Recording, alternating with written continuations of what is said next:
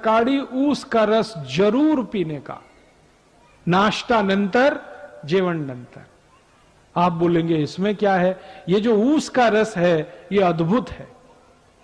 इसकी सबसे बड़ी विशेषता है कि इसमें भरपूर मात्रा में कैल्शियम है, और हमारे शरीर की ये जो हड्डियां होती हैं इनको बनाने के लिए कैल्शियम सबसे जास्ती उपयोग में आता है।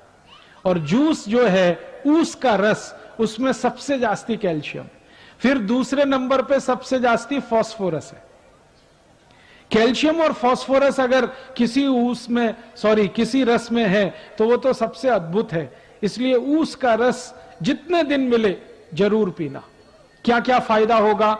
हड्डियां मजबूत होंगी, शरीर में चुस्ती फुर्ती रहेगी, ताकत बहुत ज्यादा आएगी।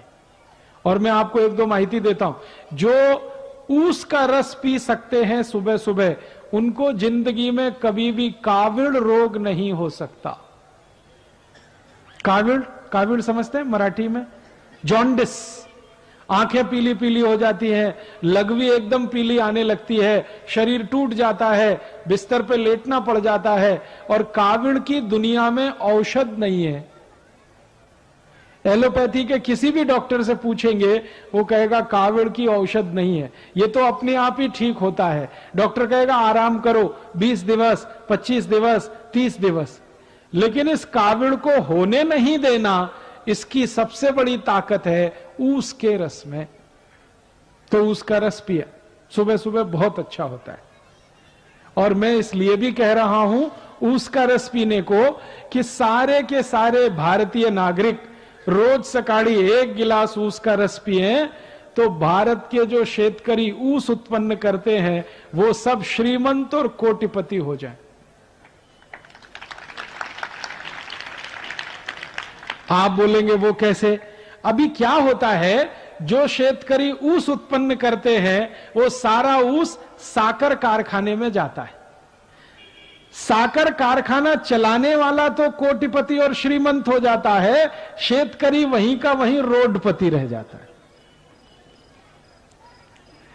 मैंने संपूर्ण भारत का 3 बार प्रवास किया है, उत्तर, दक्षिण, पूरब, पश्चिम।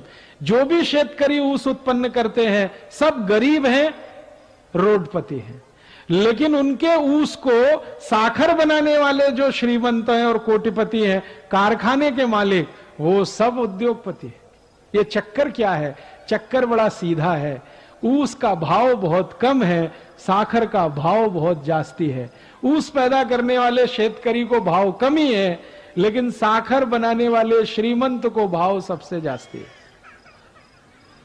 तो मेरा तो यह कहना है कि ऊस में से साखर बने, एक भी शेतकरी श्रीमंत नहीं हो सकता। अगर इसी ऊस का रस बिकने लगे और सारे भारतवासी पीने लगे तो ऊस उत्पन्न करने वाला हर एक शेतकरी श्रीमंत होता है। और एक फायदा होता है, अगर ऊस का रस पिए ना तो नपुंसकता की बीमारी कभी नहीं आती। मैं आपको एक छोटी सी माहिती देता हूं। अगर आपके घर में ऐसे कोई पति पत्नी हैं जिनका विवाह हो गया लेकिन बच्चे उत्पन्न नहीं हो रहे, कमी किसी को भी हो सकती है, स्त्री में भी हो सकती है, पुरुष में भी हो सकती है। ऐसे किसी भी पति पत्नी को कहिए कि अगर बच्चा चाहिए तो ऊस का रस पियो। और क्या डालकर पियो? चूना डालकर पियो। चूना देखा है पान में जो लगाते हैं, वो चूना 1 ग्राम 1 गिलास ऊस के रस में मिला के 3-4 महीने से 5-6 महीने तक कोई भी पी ले, बड़े आराम से बच्चा हो जाएगा।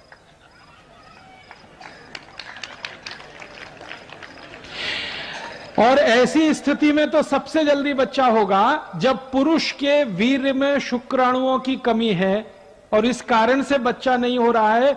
उनके लिए तो ये अचूक औषध है, ऊस का रस और थोड़ा सा चूना। ये ऊस का रस और चूना दुनिया की सबसे अद्भुत औषध है। आप इसको पी सकते हैं। गुर्गे दुखने का अगर रोग है ना तो भी इसको पी लीजिए, गुर्गा दुखना कम कर देगा। कांधा दुखता है, कमर दुखती है, संधिवात हो गया है, ऊस के रस में चूना मिला के पीजिए, बहुत अद्भुत परिणाम। बार बार काविड़ होता है, उसके रस में चूना मिला के पीजिए, और अच्छे परिणाम। नपुंसकता है, शारीरिक कमजोरी है, उसमें भी ये काम करता है। तो मेरा कहना है आयुर्वेद का नियम, सकाळी जेवण नंतर जूस पीने का, तो ऊस का रस सबसे अच्छा। दूसरे नंबर पर संतरे का रस, मौसमी का रस, द्राक्षी का रस, टमाटर का रस, गाजर का रस, और ये जितने भी रस आप पिएंगे सबका पैसा शेतकरी समाज को ही मिलेगा। और शेतकरी समाज को पैसा मिलेगा, शेतकरी समाज श्रीमंत होगा। अगर आपको हमारा ये वीडियो पसंद आया हो तो इसे लाइक और शेयर जरूर करें, और हां, हमें सब्सक्राइब और फॉलो करना ना भूलें।